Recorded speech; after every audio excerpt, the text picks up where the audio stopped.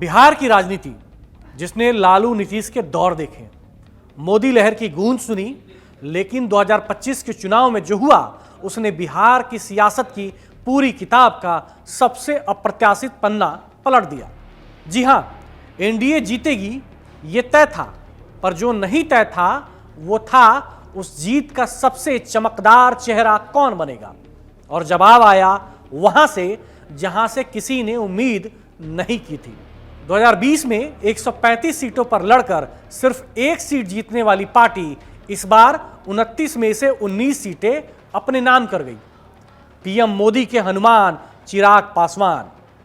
सवाल यही, कैसे? ये कमबैक बिहार की राजनीति का सबसे बड़ा सियासी चमत्कार कैसे बना?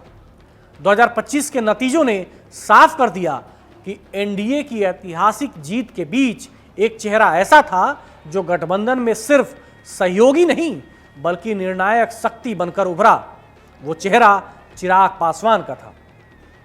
रामविलास की लोजपा जो 2020 में सियासी हाशिए पर थी, बिखरी हुई थी, अपनों में टूट चुकी थी, वो 2025 में बिहार की राजनीति की सबसे हॉट सुर्खी बनी। एनडीए ने उन्हें 29 सीटें दी। कुछ सहयोगियों ने कहा अनुपात से ज्यादा सीटें मिल गईं, लेकिन जब रिजल्ट आए तो यही सीट शेयरिंग एनडीए का मास्टर स्ट्रोक दिखा।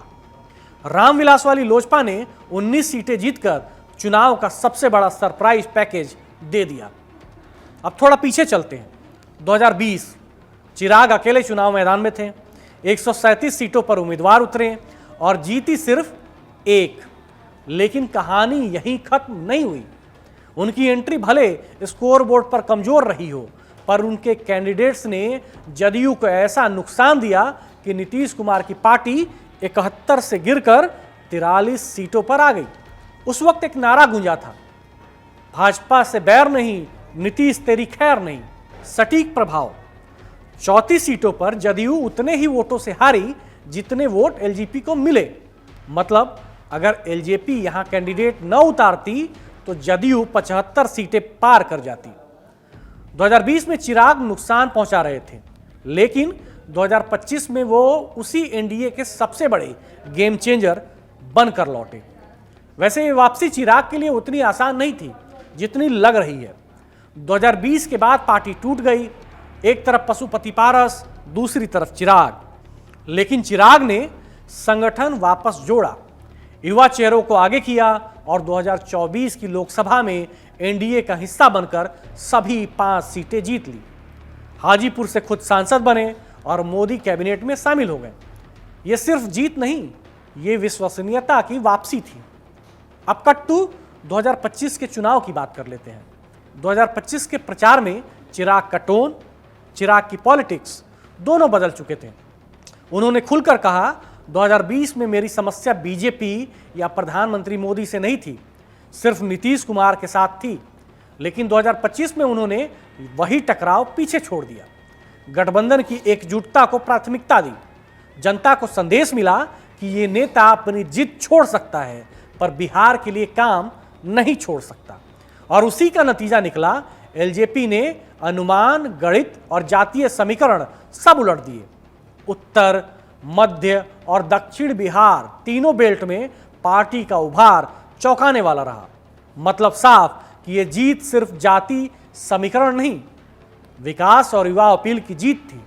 वैसे एक बात यह भी है कि मायावती और जीतन राम मांझी जैसे दिग्गज नेता जहां उम्र की ढलान पर हैं, इस ढलान से पिछड़ों के मन में चिंता है, उसको चिराग ने अपने चार्म से दूर किया है। चिराग पासवान का उभार बिल्कुल अलग है, तेज, युवा, करिश्माई और टेक सेवी। इस चुनाव की एक महत्वपूर्ण परत है दलित वोट बैंक का यूनाइटेड स्विंग।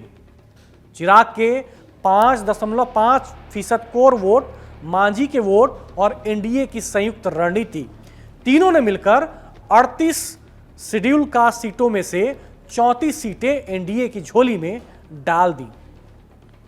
2020 से 11 सीटें ज्यादा। यह चिराग की राजनीतिक ताकत का जमीनी सबूत है। एक आंकड़ा बताता है, उससे आप समझ पाएंगे कि चिराग का चार्म कैसे दिनों दिन बढ़ रहा है। एनडीए का वोट शेयर 2020 में 37.9% था, 2025 में बढ़कर 48% हो गया। एनडीए को 2025 में कुल सीटें 202, इनमें से 77 सीटें ऐसी थीं जहां रामविलास की लोजपा के कारण एनडीए मजबूत हुआ। इसका सबसे बड़ा लाभ किसे हुआ?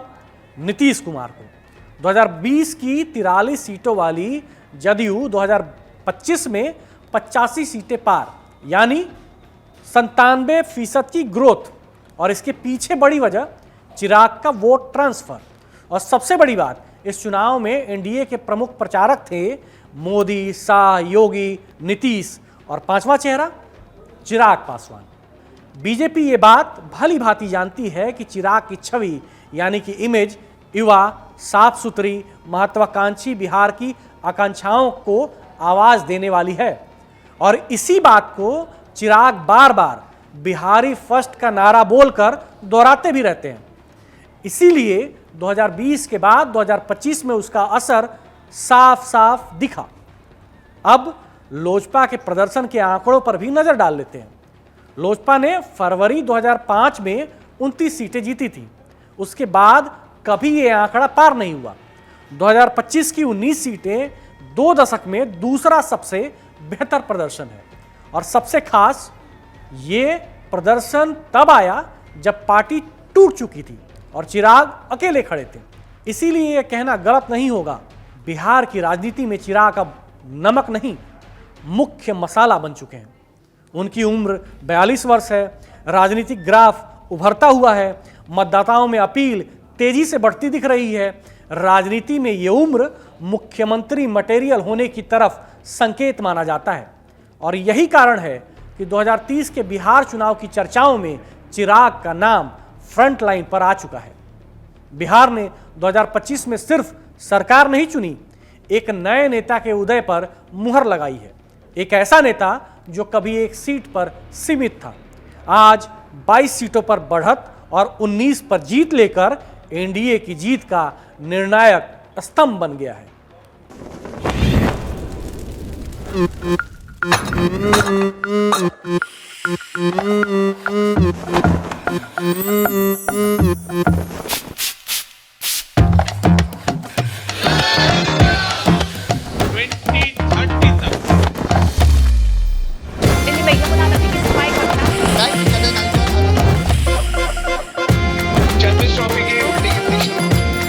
ये कड़क है।